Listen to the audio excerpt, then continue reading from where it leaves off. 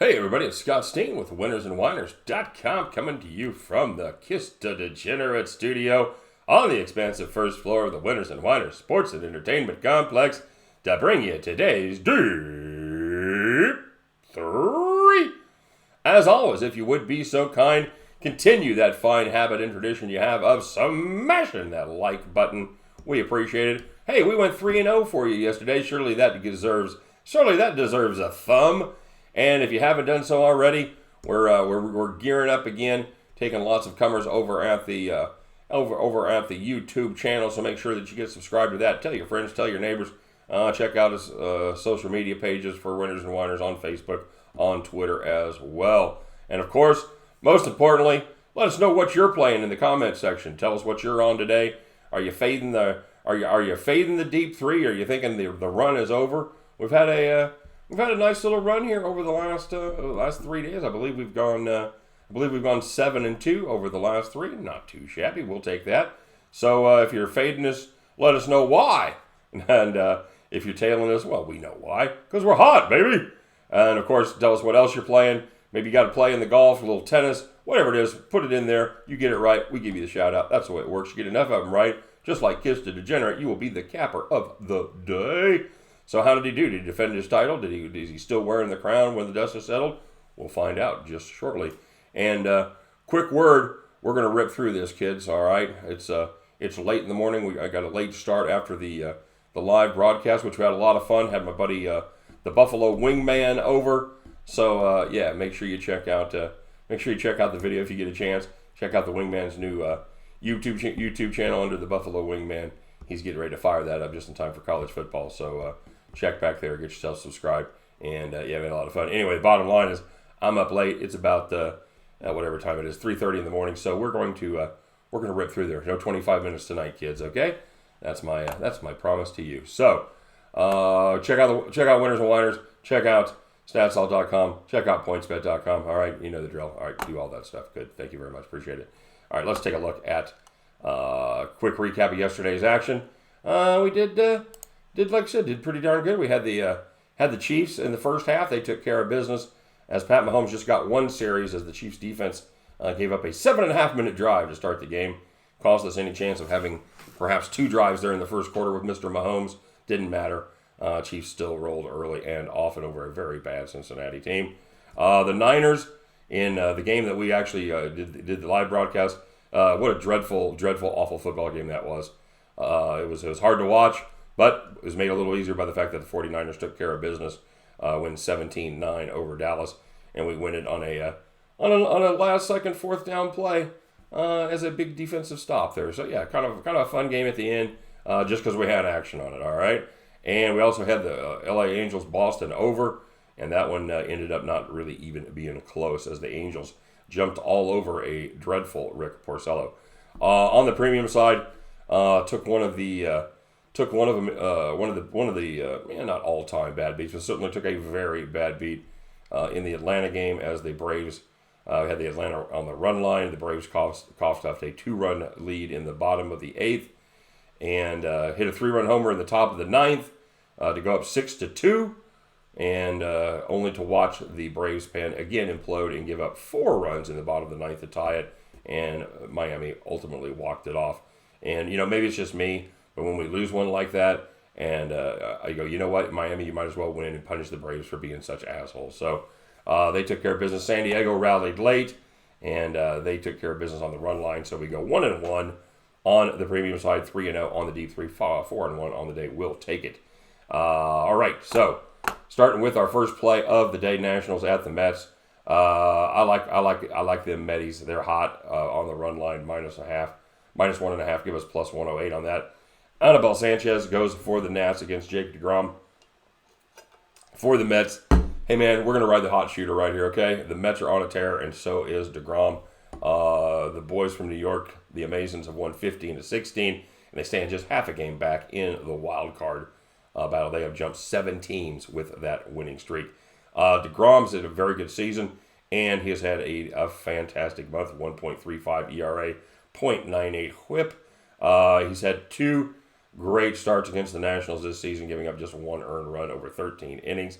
Anibal Sanchez has been surprisingly good this season, but he is just not on the same plane as Jake DeGrom. Even if it's close early, we're likely going to get three innings of the Washington pen, and I like the way that finishes up very much. The Nats have struggled. They've won just 6 of their last 15. Hey, guys, it's the Mets. You gotta believe. And we're going to take a look in the American League as the A's go against the White Sox. I like the White Sox at home catching plus 116. Chris Bassett goes for the A's against Lucas Giolito for the Pale Hose. You know, Bassett's having a nice season, but he has been hit hard lately on the road, giving up a 6.56 ERA over his last 6 road starts. Lucas Giolito, after a fantastic start, has been fading a little bit, but his peripherals, the numbers on his pitches still look good. In fact, the average velo as of his fastball is actually up as the season has gone on. Still good movement. He's still utilizing his breaking, his secondary pitches very well. For Giolito this season, it's really been all about the changeup. If he can throw that changeup, if it's working, he's keeping the ball down, generating a lot of swing and miss. I like him very much. Keep an eye on that changeup. If they hit that changeup in the first inning, might want to think about a live play going the other way. Just saying. But I like Giolito. I like what he's been doing here lately. The Sox having a very bad season, but they've actually rallied a little bit lately. They won 6 of their last 9. I think this is closer to a pick'em game. And you know what? I'm going to take the plus 116 on the team with the last at bat. Give me Lucas Giolito and the White Sox plus 116. And finishing it up with a interleague contest between the Rangers and the Brewers. Don't have a line on this one. I'm going to pull a wild ass number out of my butt and say Brewers minus 130. As Mike Minor goes for the Rangers against Jordan Lyles for the Brew Crew. Probably anything over 140, I'm pulling the plug on this one. I would bet it up to 139, 140. That would be absolutely the ceiling for me. Christian Yelich, which is why they don't have a number up on this. He's been fighting back spasms, and he's getting better. Or I guess back pain, technically. But he most likely still won't go. Craig Counsell wouldn't say for sure, but they've got a day off tomorrow. It sounds like they're going to get him 2 more days off and have him be well rested for Tuesday. But we'll see. It's possible that he could play. But even if he doesn't, Milwaukee's been okay without him. As their little stud Herrera has been on a tear. Milwaukee has won 4 straight, and they put up a ton of runs over the time that Yelich has been out. Mike Minor had a great start against Cleveland in his last appearance. However, in his 5 July starts before that, he was not good. 6.59 ERA, 1.57 WHIP. Jordan Lyles, he's had 2 starts since coming over, and he has seen they've made an adjustment. I think with his curveball, giving it a little tighter rotation, a better spin rate. He's getting more bite on it. He's had 2 fantastic starts, and he has seen his whiff rate go from 10% on the season to 16% in his last 2 starts. Is that an aberration? You know what? Maybe. But the funny thing is, one of those starts was against his old team, the Pittsburgh Pirates, the team that knows him best. He's getting ahead in the count, which is key for him, and he's finishing him off, like I said, with that very effective curveball. Rangers are having no fun on this trip. They have tallied just 9 runs in the first 5 games of their road trip here today. I think their woes continue. Milwaukee has won 5 straight. They've averaged 6 runs per game over that stretch. Give me the Brewers, hopefully in the 130 range on this one. And take the White Sox, a little home dog there, plus 116. And starting off with another home dog, the New York Mets on the run line, plus 108. At the end of those 3 games, finish up the weekend strong, guys. Say it with me, 3-0. And you guys pick up your winning tickets. Join me as we head back to the window. All right. Quick. Gonna put up our premium numbers here real fast while we're doing it. By the way, if you're interested in the premium picks, please follow that link right there. We've been, I tell you, we are 10 games over. This is exactly where we were at the All-Star break. We're 10 games over, 500 after the All-Star break. So we've had a pretty fair month there. 55%. Follow that link if you would like to get yourself down on the premium picks. All the cool kids are doing it, and Yeah, don't be left out because we're about to get run over for football season. So get yourself in. Got some great early bird specials. Check that out. All right, so on to the shout-outs we go. The Carrot. God bless you, Carrot. He said he gave some back last night. This is how he did yesterday. He said he got killed in the NBA. He finished the day plus 14.22. He said he'll all made some money. He's going back to bed. And he was he didn't have on his official picks today. He didn't have his best day. He did hit Strykova. He hit Brest. Both teams to score. Yeah, there you go. Insert your own Brest. Both teams a joke there. He had Kukushkin, and that was a tennis play, I believe. And so just you gotta let us know. And then he had his big debate, and he was posted about 5 minutes before he was going on stage to do the debate. He made some. He was going to put Buskova plus 5.5 at 3,500. He said he backed out of it. I think it's a shame because she came in against Serena, but he did take he took a deep breath and his Xanax didn't do it. He played 1,500 each on Medvedev and Kapfer, and those both hit. So I think at the end of the day, the Carrot had a decent day. G&G, he hits the Korean baseball. He hits his Wyverns, very good. And said, not a great day. I said one of the Japanese teams had a 3-run lead in the bottom of the ninth, and 2 out in the grand slam. Hey, welcome to the club, brother. He said he broke even today. He said the Jays over 4.5. Said he caught no fish, not even a rockfish. It wasn't a fish, it was a rock. Lobster. No. I told you it's late.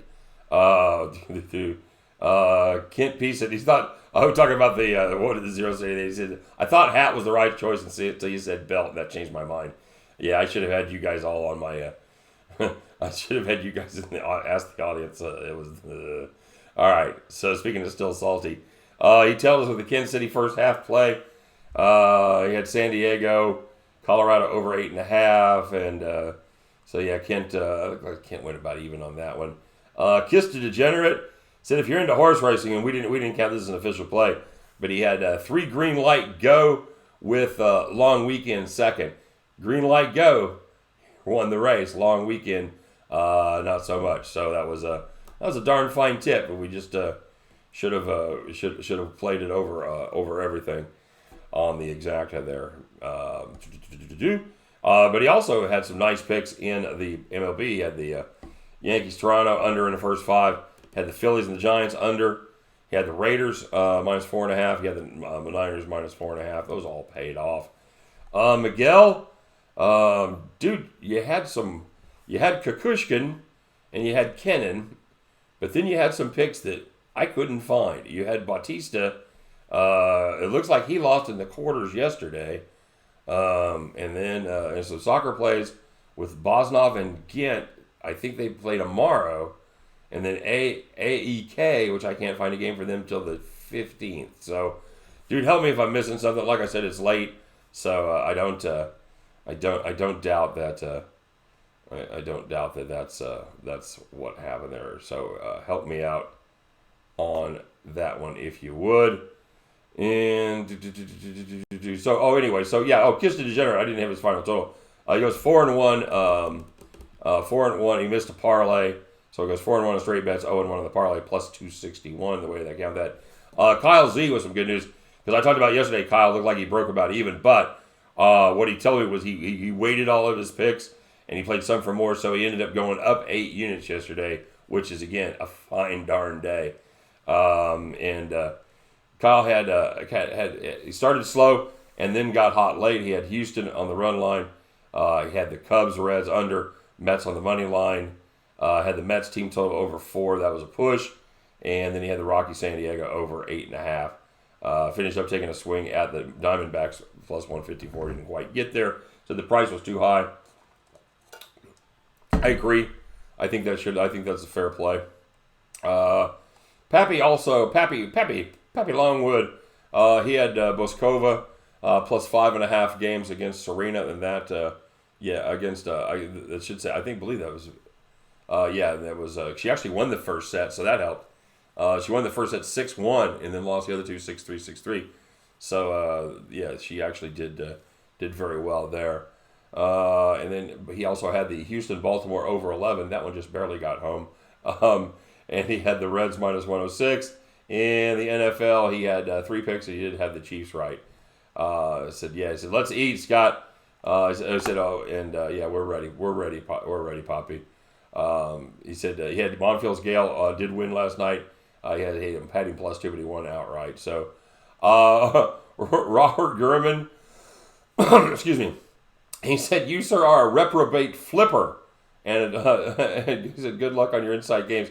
I think he might have been talking about the fact that I did one of the riders with one of the Cappers picks, and they took the Bengals, and in fact it was Ben the Pen. He led off. He took the Bengals. I took the Chiefs. We don't talk about this very often. We should do it more often. For those of you that are new, these are my picks right here. These 3 picks I do, the D3, these are my picks. The other picks that you'll see, the other 5 videos, I am basically reading and summarizing what the other cappers have said. They may agree with my picks. They may not agree with my picks, but I do them in their voice and cap them just as they have over on the website. So sometimes there'll be a conflict there, but it's not really a conflict. We're not playing both sides. I'm just playing the side that is in this video, the long one right here, okay?